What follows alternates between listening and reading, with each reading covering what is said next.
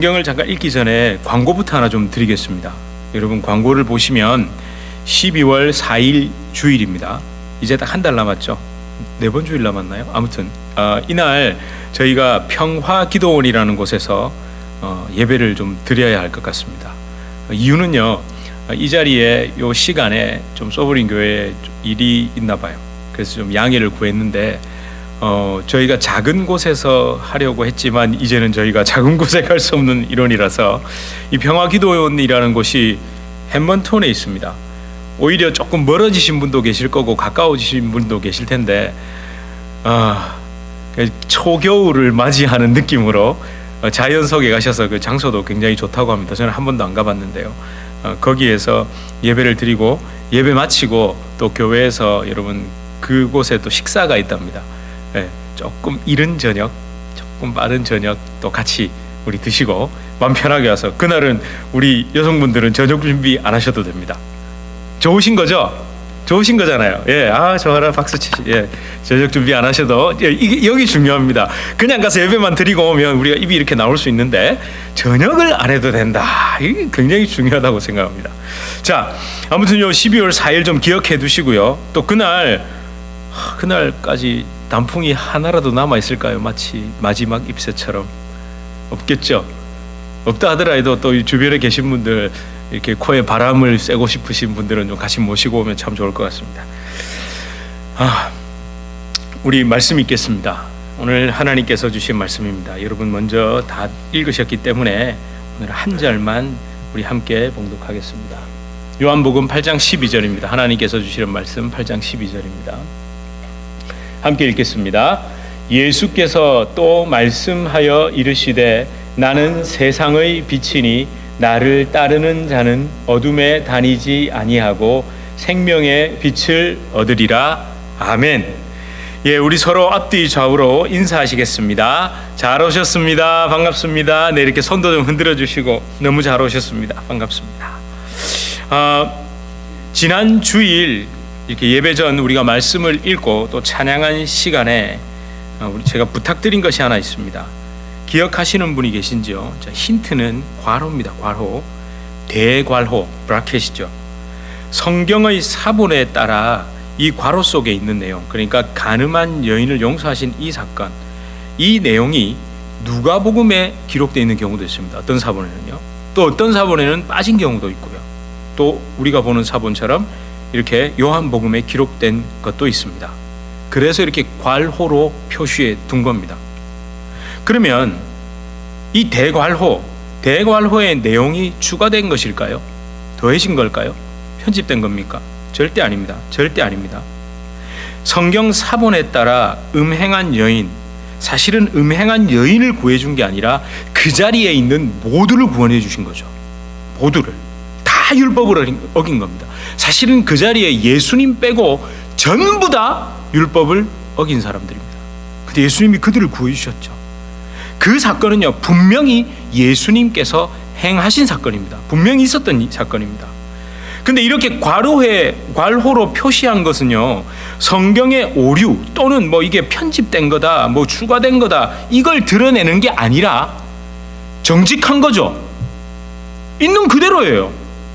어느 사본에는 있고 어느 사본에는 없고, 어느 사본에는 누가복음에 있고 어느 사본에는 요한복음에 있는데, 이걸 얼렁뚱땅 넘어간 게 아니라 딱 괄호로 해놓고 이렇습니다 하고 그대로 말한 거예요. 그러니까 어떻게 해요? 오히려 그걸 다시 보면 성경의 정직성이고 정확성이죠. 정확한 겁니다. 절대 사람이 인위적으로 손을 대서 더하거나 빼지 않았다라는 증거가 되는 겁니다. 좀 이렇게 시각을 다르게 봐야 됩니다. 여러분, 무엇보다도 이 음행한 여인을 용서하신 사건 속에도 하나님의 아들 예수 그리스도께서 십자가를 통해 범죄한 인간을 구원하시고 정말 그렇게 용서하신 그 구원의 역사, 그게 담겨 있죠. 무엇보다 범죄한 나 대신 누가요? 예수님께서 정죄의 돌, 정죄의 채찍, 정죄의 못 박힘을 당하심으로 우리에게 영원한 생명을 주신 진리가 여기에도 담겨 있죠. 자, 그러면 부탁드린 것처럼 괄호를 잠깐 접어두고 읽어보셨습니까? 그걸 잠깐 접어두고 읽어보시면요, 오히려 이 십자가를 통한 구원, 특별히 영원한 생명수, 세상의 참빛이신 예수님이 더 드러납니다. 오히려 더 분명하고 선명하게 드러나죠. 성경은요, 꼭 명심하십시오. 단순하게 연대기로 기록한 게 아닙니다. 몇 월 며칠 몇 시 몇 분 몇 초에 있었던 일을 이렇게 연대기로 쫙 기록한 게 아니라고요. 시간 순서를 지켜가면서 무슨 다큐멘터리처럼 서술을 한 게 아니라 하나님을 떠나 그 멸망으로 가는 인간, 그 소망 없는 세상, 어둠과 죽음 속에 헤매면서도 아무것도 모르는 인간을 건지신 예수 그리스도에 대해서 기록하고 있기 때문에 때로는 약간 시간 순서가 달라져도 상관없죠. 왜냐하면 시간보다도 중요한 게 뭡니까? 그 사건의 진위성이고 그 사건이 향하고 있고 예수님의 말씀이 뭘 얘기하려는지가 더 중요하잖아요. 그렇죠? 아니 꼭 아침에는 시리얼을 먹어야 되고 점심은 뭘 먹어야 되고 저녁은 뭘 먹어야 되고, 또 어떤 사람은 그런 사람 아침은 딱 8시, 점심은 딱 12시. 그 조금 밀리면 죽습니까? 아니 점심을 12시에 먹던 걸 11시 반에 먹으면 그 점심 아닌가요? 그런 거 아니잖아요. 시간 순서보다도 더 중요한 것은 그 사건이 함축하고 있는 진정한 그 내용입니다. 자, 그러면 괄호를 잠시 접어두고 읽으시면, 그러니까 7장부터 쭉 읽으시면서 이 괄호 속에 있는 내용, 그 가늠한 여인에 대한 사건을 살짝 접어두고 연결해서 12절로 넘어가 보면 뭐가요? 2가지 단어가 눈에 딱 들어옵니다. 힌트를 드릴까요? 제가 힌트를 또 드립니다. 인간이 살아가는데, 아니 생명체가 살아가는데 꼭 필요한 2가지가 눈에 들어오죠. 뭡니까? 물과 빛입니다. 그죠? 아니 제가 지금 과학 또는 생물학에 근거해서 생명체의 생존 요소를 말씀드리려는 게 아닙니다. 제가 지난 이 설교 준비하면서 흔히 말하는 뻘짓을 했거든요. 삽질했다고요. 엉뚱한 삽질, 엉뚱한 것을 봤어요. 빛을 과학적으로 증명 한번 해본다고 인터넷을 찾아가지고 빛의 요소가 뭔지, 그게 빛을 파장이 어쩌고 저쩌고 읽다가 머리 터지는 줄 알았습니다.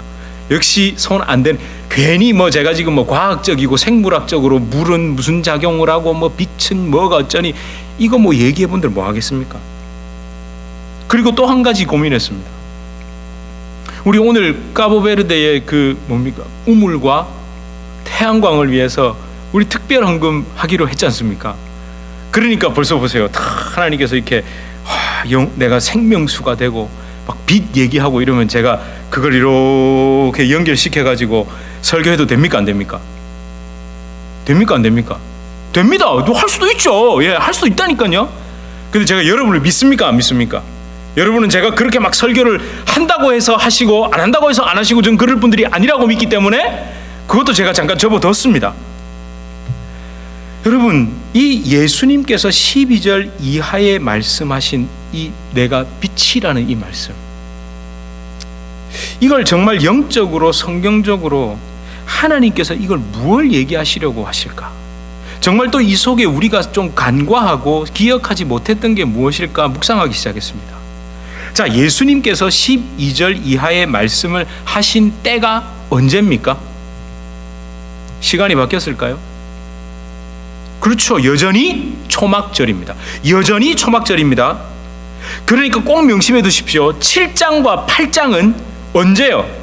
초막절에 있었던 이야기입니다.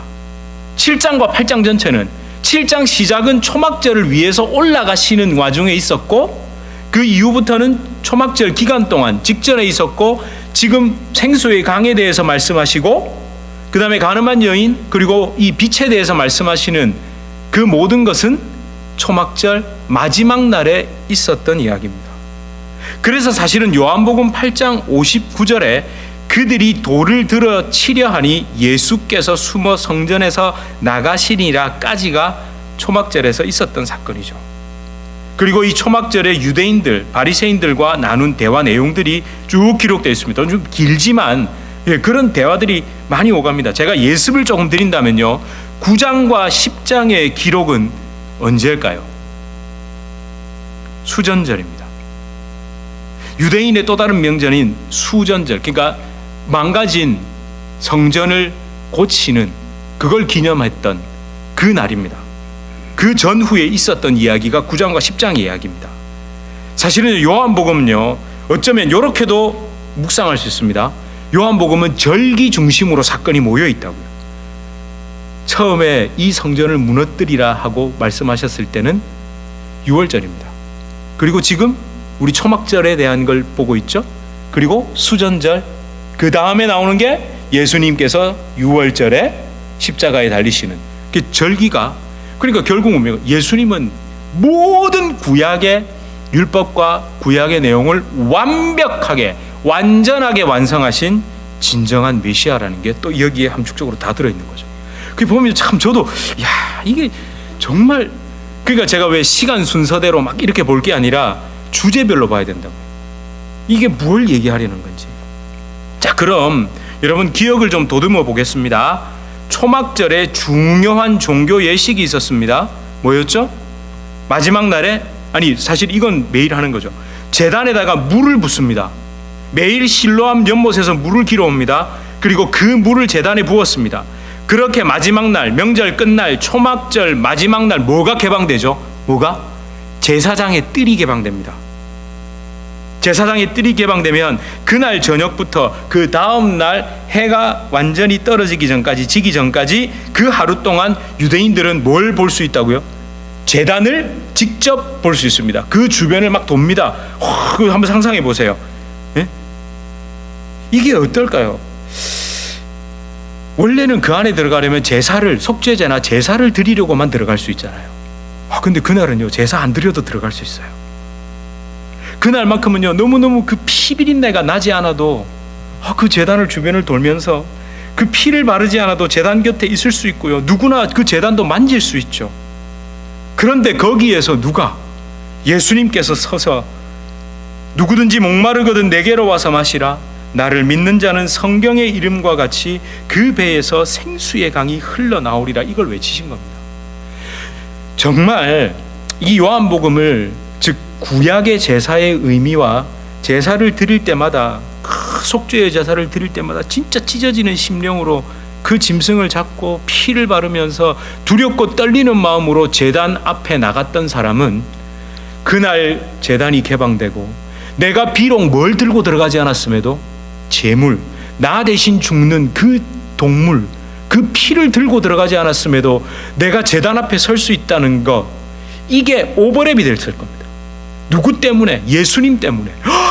진짜 예수님이 그걸 완성하셨네라는 게 깨달아지면요, 아마 유대인들 대굴대굴 굴렀을 겁니다. 정말 예수님이 메시아셨네. 그렇게 돼야 진짜 정상이라니까요. 그런데 여러분, 여기서 이 종교 중요한 예식이 이거 하나로 끝나는 게 아닙니다. 또 한 가지 아주 중요한 종교 예식이라고 해야 될까요? 아니요, 이건요, 종교 장식, 그러니까 데코레이션이라고 하는 게 맞겠네요. 그런 게 하나 있었습니다. 뭐였냐면요, 바로 빛이었습니다. 물을 부었다면 하나는 뭐였다고요?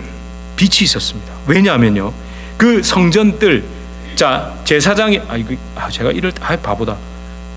자, 구조를 보시면 여러분이 지금 보시는 겁니다. 제가 있는 곳이 제사장의 뜰이라면 제단이 있습니다. 그 앞에 문이 있고, 지금 여러분이 계시는 곳은 뭐냐면 여인의 뜰입니다.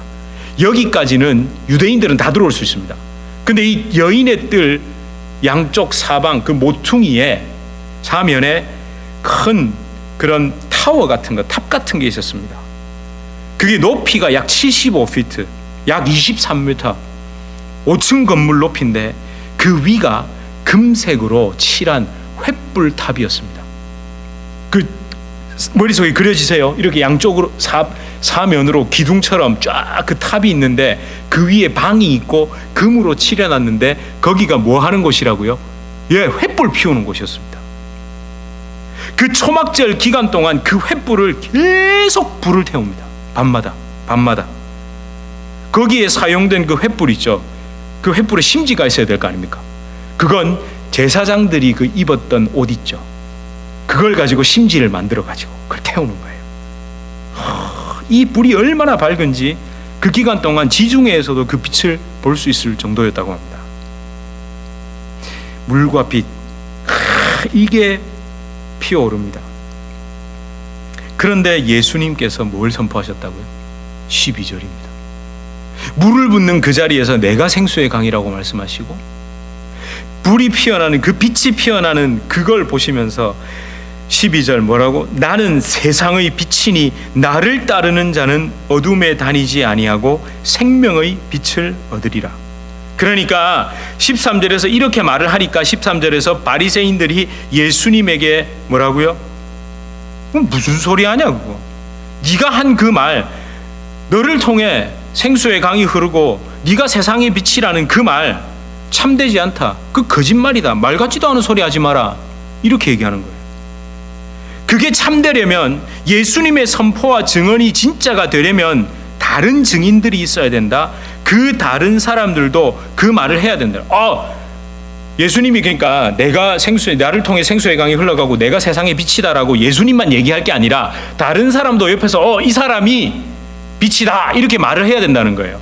그렇게 증언을 해야 된다는 거예요. 그게 이제 13절 이하의 내용입니다. 아까 우리 읽었지 않습니까? 그 이야기가 계속되는 겁니다. 그런데 예수님께서 뭐라고 말씀하시죠? 14절에서 19절에 이어지는 내용이죠. 예수님께서는 하나님께서 친히 증언하신다고 말씀하셨습니다. 그렇죠. 성부 하나님의 증언, 성령 하나님의 증언은 이미 있었습니다. 사실 이 12절의 내용은요, 1장의 내용이 함축되어 반복되는 겁니다. 가서 찾아보세요. 읽어보시기 바랍니다. 그게 이미 예수님께서 성령 하나님께서 증언하셨고, 세례받을 때 있었고, 세례 요한도 증언했죠. 요한복음의 시작이 성부, 성자, 성령의 증언으로 시작하고 거기에 세례 요한의 증언도 상세히 기록되어 있습니다. 그런데 아무리 말해도 들으려 하지 않죠. 바리새인들 들으려 하지 않습니다. 그래서 그 답답한 그 내용 계속 이어집니다. 그걸 제가 좀 설명을 미리 드리는 겁니다. 그래서 결국 8장 마지막에 어떻게 끝난다고요? 59절에 예수님을 돌로 치려고 하죠. 그렇다면 여러분, 그 사람들은 그 여인을 돌로 치기 위해 여인을 데려온 겁니까? 결국 예수님 돌로 치려는 게 목적이었습니까? 예수님 죽이려는 게 목적이었다니까. 끝까지 예수님을 죽이려는 게, 돌로 치려 한 게 그들의 목적이었습니다. 자, 그러면요, 우리가 또다시 이 12절까지, 그러니까 7장 37절부터 8장 12절까지 좀 자꾸 읽어보시면 안타까움, 답답함이 느껴집니다. 저는 진짜 답답했습니다. 왜냐하면요, 철철 흘러넘치는 물, 화려한 금 항아리에 막 담아서 물을 쏟아붓고 있는데 그 물은 마실 수 있습니까? 없습니까? 없습니다. 그래서 제가 말씀드렸잖아요. 제가 지금 여기서 물을 막 부을게요. 이걸 막 붓는데 마시지 않으면서 와, 목의 갈증이 해결된다 이러면 저는 뭡니까? 정신병자입니다. 아니, 그렇게 금 항아리에다 담아가지고 물을 막 갖다 붓는데 한 모금도 못 마신단 말이에요. 근데 그걸 보면서 사람들은 뭘 하고 있죠? 좋아하고 있다고요. 답답하죠. 답답합니다. 활활 타오르는 그 횃불, 막 지중에서도 보이는 그 횃불에 취해서 진짜 빛 그 자체, 밝음 그 자체이신 예수님을 보지 못하는 사람들에 대한 안타까움과 답답함이 저에게도 여러분에게도 이게 다가와야 된다고요. 지금 오늘날의 사람들은요, 사실 가짜에 속아서 삽니다. 가짜에 속아 살죠. 여전히 세상 속에서 허우적거리는 사람들, 어둠에 가려서 허망한 것을 쫓아가는 사람들, 아니 심지어 그리스도인들도 좋은 게 좋은 거라면서 다들 그냥 넘어가죠. 이게 참인가? 정말 내가 이걸 따라가서 되는 건가? 이런 고민 안 하잖아요. 아니, 여기 와서 막 예수님의 십자가가 진리고 막 복음이 진리라고 말은 하는데 나가면 싹 다 잊어버립니다. 왜? 가짜가 너무 많으니까. 제가 사실 참 이게 조심스럽습니다. 제가 이 설교를 준비하던 중에 진짜 뭐라 표현할 수 없는 이 안타까운 소식이 들렸습니다. 아시는 분 아실 겁니다. 아니, 다 아실 거예요. 한국에서 진짜 이럴 때는 이놈의 할로윈이라고 해야 되는데, 정말 이놈의 할로윈, 그 귀한 목숨들 어쩌면 좋습니까?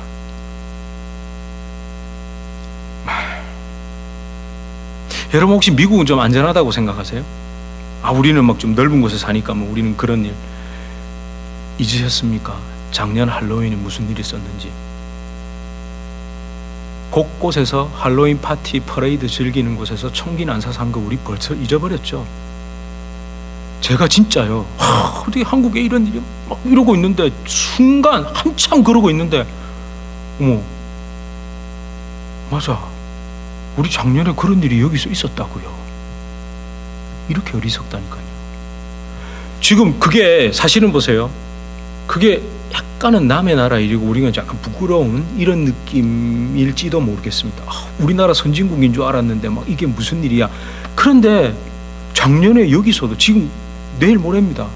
진짜 이 무슨 일이 일어날지 어떻게 압니까? 예? 여러분, 이 할로윈 거기다가 축제라는 단어를 갖다 붙여도 됩니까? 이곳 미국에서 건너간 이 할로윈, 여기에 축제라는 단어를 붙여도 되냐고요. 여러분은 할로윈 어떻게 생각하세요? 귀여운 날입니까? 그냥 뭐 캔디 나눠주고 뭐 애들 재밌게 즐기고 뭐, 그쵸? 근데 여러분, 할로윈의 기원에 대해서 아시죠? 제가 굳이 설명 안 드려도, 그럼 빠르게 설명드릴까요? 고대 켈트족들, 그 켈트족들이 죽음과 유령을 아주 두려워했겠죠, 당연히. 근데 이 날이 되면 어떻게 해요? 죽은 자들의 영혼이 인간 세상에 다시 찾아온답니다.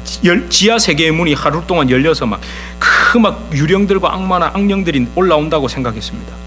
그래서 그 귀신을, 그 유령을 더 센 귀신으로 쫓아내는 거죠. 그 옛날에 우리 무당하고는 똑같습니까? 예? 이 무당보다 더 센 무당을 모신 무당이 굿하면 그 귀신 나간다. 똑같아요. 그래서 집을 장식합니다. 막 기괴한 것들로. 유령처럼 기괴한 분장을 하고. 물론 오늘날 그런 걸 믿고 장식하고 의상을 입고 코스튬을 입는 사람 없겠죠? 없죠? 우리 없습니다. 예? 없습니다. 근데요, 조심하셔야 됩니다. 영적인 것은 다릅니다. 제가 아까 가짜 말씀드렸죠. 가짜는 속임수를 위해 만들죠. 속이는 데는 다양합니다. 진짜 귀신이 나 귀신이다 이러고 속일 것 같으세요? 뭐 그 정도는 어때 하고 속입니다. 겉으로는 귀엽고 재미있고 상업적인 것들로 가렸을 뿐 그 속에 흐르는 영적인 흐름은 변하지 않는다고요. 가면을 바꿔 썼을 뿐 똑같다니까요. 진짜 조심해야 됩니다. 제가 웬만해서 이런 거 가지고 이렇게 안타까워 잘 말씀 안 드리잖아요. 근데 말을 안 해서 안 하는 게 아니라 이거는 아닙니다. 이게 지금 너무 나갔다니까요. 아무런 경각심이 없어요. 그냥 재밌다고 뭐 다들 그러는데 뭐 어때? 이렇게 내버려두면요, 나중에 수습이 안 됩니다. 이제는 어둠이 어둠 그대로 있지 않습니다. 어둠도 이런 거 만들어낼 수 있다니까요. 여러분, 어둠이 교묘하게 치장을 합니다. 어둠이 만들어낸다니까요. 어둠이 그 만들어낸 빛, 어둠이 만들어낸 빛. 잘 한번 생각해 보십시오. 어둠도 빛을 만들어내고 흉내낼 수 있다니까요. 엔돌의 무당이 누구를 불러냈죠? 사무엘의 영을 불러냈다니까요.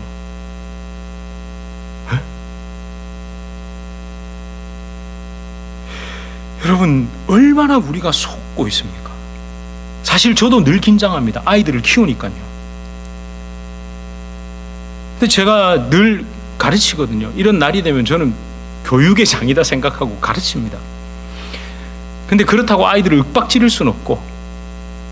근데 이번에 진짜 감사한 일, 여기까지 감사한 일입니다. 또 앞으로 저는 계속 기도할 겁니다. 주위에서 관찰할 거고 계속 가르칠 겁니다. 막내가 저 얼마나 예쁜 거 입고 막 코스튬 얼마나 딱 좋아할 나이 아닙니까? 진짜. 왜 제가 없으니까 하는 얘기입니다. 진짜 죽거든요. 막 좋아. 근데 이번에 철이 들은 건지 뭔지 모르겠는데 엄마 아빠가 말해봐야 씨알도 안 맥히라는 걸 알았나 봐요. 그 전에는 핑 둘러가지고 뭐 올해는 무슨 뭐가 유행을 하는데 뭐 그거는 안 무섭대요, 귀엽대요, 그거를 해야 돼. 그래도 안 해줬거든요.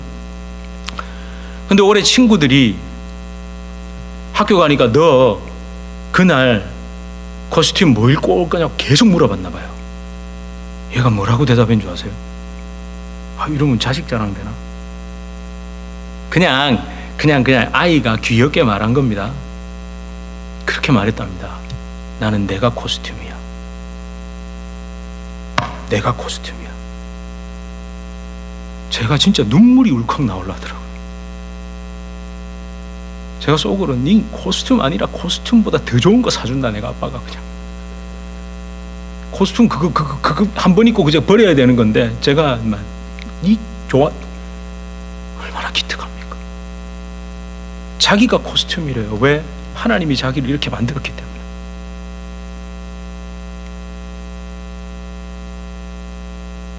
여러분의 자녀들과 정말 여러분의 그 아이들을 위해서 진짜 기도하셔야 됩니다. 이거 그냥 방치하면 서서히 가다가 나중에 막 좀 이상한 거 입는다 그러면 그때 가서 말리면 될 것 같으세요? 힘들다니까요. 아시죠? 할로윈 때 요즘 트릭 올 트릭 그것도 하면 안 된다는 거 이유 아시죠? 그 펜타닐이라는 그 진짜 뭐 같은 마약 그거. 예? 그 어떻게 아이들한테도 그걸 중독시키기 위해서 그런 짓을 합니까? 여러분, 어둠은 절대로 그대로 있지 않습니다. 교묘합니다. 그래서 우리는 빛을 다시 묵상해야 합니다. 세상이 이 어둠이 흉내낼 수 없는 진짜 빛, 예수 그리스도를 통해 우리에게 비춰지시는 그 생명의 빛에 대해 다시 묵상해야 됩니다. 여러분, 빛이 왜 필요합니까? 빛이 왜 필요하죠? 왜 필요하죠? 아니, 괜찮습니다. 여러분, 답을 얘기하셔도 됩니다. 왜 필요합니까? 뭐 그렇게 생각하세요? 어두운 것을 비추려고 필요하죠, 그죠? 그렇잖아요. 뭔가를 비추기 위해서입니다, 그죠? 비춰서 뭔가를 봐야 되잖아요. 특별히 캄캄한데 여러분의 앞길에 어떤지 우리 다 봐야 되잖아요. 그렇죠? 그걸 비추고 앞을 봐야 되고 쫙 주의 빛으로 막 앞이 쫙. 우리 기도하면 기도 많이 하시는 분들이 주님이 빛을 비춰주시네, 할렐루야. 집사님 제가 기도하니까 들어보셨어요? 보통 그렇게 얘기하죠? 그렇게 얘기하면 접어두십시오. 근데 이렇게 얘기하면 용하다 이런 표현 쓰면 안 된다. 비춰주시네요, 당신의 속을. 제가 그냥 하는 말이 아닙니다. 우리도 이미 속았습니다. 잘 한번 생각해 보세요. 내게 임한 빛은 가장 먼저 누구를 비추죠? 접니다. 아니, 상상을 해보세요. 빛으로 인해서 가장 먼저 드러나는 건요, 제 자신이라니까요. 왜 우리가 자꾸만 빛을 내 앞길을 비춰주시고 인도해 주시고 세상의 빛을 발하라 이렇게만 생각하는 줄 아세요? 우리는 지금 뭐에 속았기 때문에? 손전등이요. 손전등을 켜보세요. 여러분이 드러납니까? 안 드러납니까? 드러나지 않습니다. 남만 보입니다. 저 앞에만 다 보인다니까요. 그런데 우리 2000년 전으로 돌아가 봅시다. 2000년 전입니다. 등불이겠죠? 촛불일 겁니다. 깜깜합니다. 제가 여기서 촛불이나 등불을 딱 들면 여러분이 잘 보일까요? 여러분이 제가 잘 보일까요? 1번입니까? 2번입니까? 아니 이거 불을 끄고 진짜 등불을 들어봐야 되나요? 제가 이렇게 들어봐야 이렇게 해봐야 요 앞에 보일까 말까라니까요. 뒤에는 안 보여요. 근데 제가 이렇게 여기 딱 들고 여기 서 있으면 여기 깜깜하면 여러분은 저를 잘 보입니다만, 너무너무 잘 보입니다. 그걸 놓쳤던 거예요. 세상의 빛이라, 너희는 세상의 빛이다. 이 말은 그 빛이 임하면 네가 제일 잘 보일 거야, 이 얘기입니다. 그 얘기라니까요. 내가 제일 먼저 드러난다는 사실을 잊지 마십시오. 겉모습만이 아닙니다. 내 속도 그대로 드러납니다. 감추고 싶은 나의 내면이 그대로 드러난다고요. 예수 그리스도의 빛이 임한 사람의 가장 큰 특징, 내가 보여서 회개하지 않을 수가 없다는 거예요. 회개하지 않고는 견딜 수가 없게 되는 겁니다. 여러분, 시편 119편 130절 우리 함께 읽어볼까요? 시작. 주의 말씀을 열면 빛이 비치어 우둔한 사람들을 깨닫게 하나이다. 자, 이제 이게 어떻게 읽어지세요? 우둔한 사람이 누굽니까? 우둔한 사람의 정의부터 한번 세워볼까요?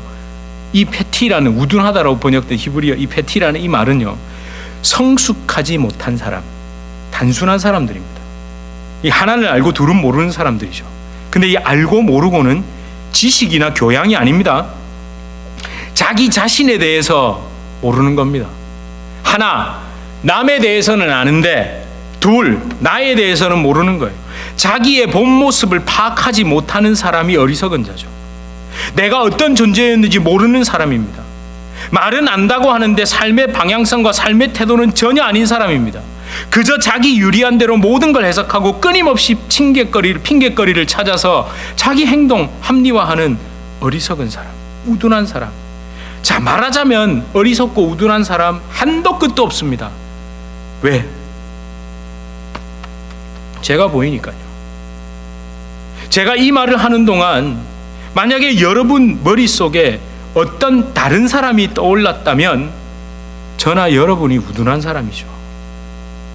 그러니까 주의 말씀이 나를 비추는, 하나님 말씀을 열면 빛이 비치어서 우둔한 나를 깨닫게 하십니다. 나를 보게 하십니다. 이렇게 돼야 되는데 이게 바뀌어버린 거예요. 여러분, 우리는 알고 있습니다. 예수님을 만나면, 성령의 빛을 통해 그 비추심을 받으면, 성령께서 말씀을 깨닫게 해주시면 나의 실체가 너무 적나라하게 드러나서 회개하고 돌이킬 수밖에 없다는 사실 우리 너무 잘 알고 있죠. 그래서 말씀을 열 때마다 좀 힘들지 않으세요? 저는 힘들던데요. 힘들더라고요. 그런데도 또 열어서 보게 하시는 거죠. 여러분, 우리 12절을, 8장 12절을 다시 한번 읽어보겠습니다. 예수께서 또 말씀하여 이르시되 나는 세상의 빛이니 나를 따르는 자는 어둠에 다니지 아니하고 생명의 빛을 얻으리라. 어둠과 세상, 이건 같은 이야기입니다. 예수님 없는 세상이 어둠이죠. 근데 한번 생각해 보세요. 어둠에 숨어서 세상을 더듬으며 사셨죠. 예? 아니, 여기 빛이 하나도 없다고 생각하시고 세상은 있다니까요. 제가 이 말씀을 묵상하면서 사실 밤에 요즘 이렇게 해도 빨리 떨어지고 집사람하고 좀 걸으려면 짜증이 나요. 그 장식 해놓은 집들 지나가면 아무 생각 없이 지나가다가 뭐 여보하고 이러다가 고개를 돌렸는데 여기 있으면 그냥 깜짝깜짝 놀란다니까요. 그런데 제가 어떤 마음이 들었냐면, 빛이 정말 완전 어둠이고 세상은 존재하긴 합니다. 그 예수님의 빛이 비춰주시면 이게 해골인지 이게 천조갈인지 이게 뭔지 아무것도 모르고 그냥 더듬고 있는 거예요, 다들. 예. 지금 세상 사람들은 그렇게 더듬으며 살아간다니까요.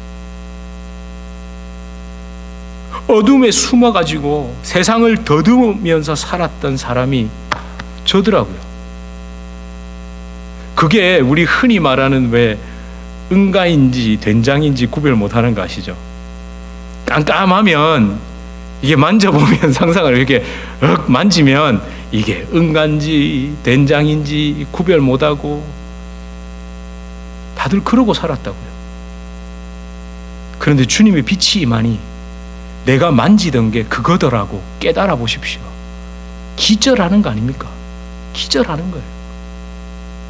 여러분, 얼마나 여러분이 추구하고 그 어둠에 눈이 가려 만지던 그걸 만지려고 하던 그것이 섬뜩해 본 경험이 얼마나 있으십니까? 여러분, 오늘 저는 이 말씀을 보면서도 한순간이라도 주님의 빛에 거하지 않으면 또다시 어둠 속에 헤맬 바로 제가 그 사람입니다 라고 고백하지 않을 수 없었습니다. 아마 이 찬양의 가사가 여러분 계속해서 더 다가오실 겁니다. 이 말씀을 가만히 보시면서요, 우리 지난주에는 부르지 못했지만 십자가를 참으신 어린 양 예수, 내 죄를 씻어주시고 구속하신 그 예수님, 어둠을 물리치신 세상의 빛 예수. 빛이 비치면요, 내가 가는 앞길이 보이는 것도 좋습니다만 그런 경험 많이 보셨잖아요. 밤에 내려오다가 여기가 뭐가 뭔지 잘 모르겠는데 빛을 탁 보이는 순간 가장 먼저 되는 것은 구별됩니다. 분별이 된다고요. 저기에 문이 있는지, 여기에 장애물이 있는지, 어젯밤에 놔뒀던 그게 아니었네. 빛이 임하는 진짜 목적은 내 삶의 앞길에 비치고 내가 그래서 뭐 어떻게 잘 되고 이런 게 아니라 구별되기 시작한다고요. 분별되기 시작해요. 내가 따라가지 말아야 될 것과 따라가야 할 것과, 내가 지금까지 이렇게 살았던 게 아닌데 뒤를 돌아보니까 잘못 왔더라는 거예요. 불을 켜보니 방향을 잘못 가고 있더라는 거예요. 이게 가장 우선 아닙니까? 정말 빛이 필요한 이유는요, 가려진 내가, 아무것도 모르는 내가, 엉뚱한 데를 헤매던 내가 방향을 바로잡고 구별하고 분별하고 깨달아 알고, 이게 빛의 목적인데 우리는 빛을 가지고 무슨 생각, 그걸로 뭘 하려고 했죠? 제발 이거는 하지 말아야 될 것 같아요. 하나님께서 여러분을 세상의 빛으로 사용하십니다. 우리 그리스도인들은 빛과 소금입니다. 그래서 빛이 잘 보이는 자리, 그 높은 자리에 올라가 세상을 비추는,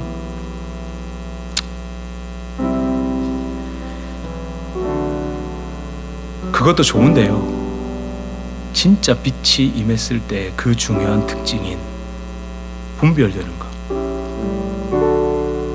뭐가 잘못됐는지, 뭐가 바로 되는지, 저는 우리 뉴저지 주님의 교회와 저와 여러분의 삶에 하나님의 빛이 임하기를 축원합니다. 아멘? 왜 아멘 안 하세요? 여러분의 가정과 여러분의 삶과 우리 모든 뉴저지 주님의 교회의 성도님들의 삶에 그 놀라운 주님의 빛이 임하기를 축원합니다. 예, 빛이 임하여 분별하십시오. 빛이 임하여 내가 지금까지 뭘 했고 내가 어디로 가야 하며가 정확히 보여지길 축원합니다. 우리 시간 함께 이 찬양 하나님 앞에 드릴까요?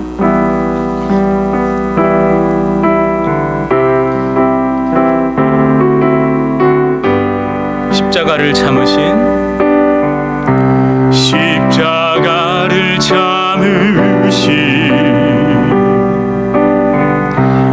어린 양 예수, 내 죄 씻어주시고 내 죄 씻어주시고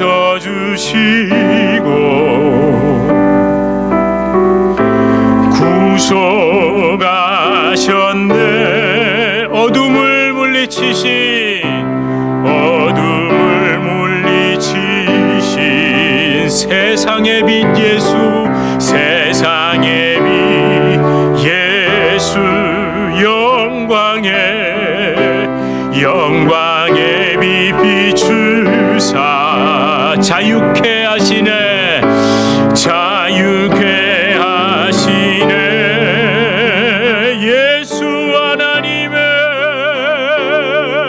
예수 하나님의 완전한 사랑, 예수 하나님의 값없는 은혜, 예수 하나님의 놀라운 지혜, 아름다운 그 이름 예수.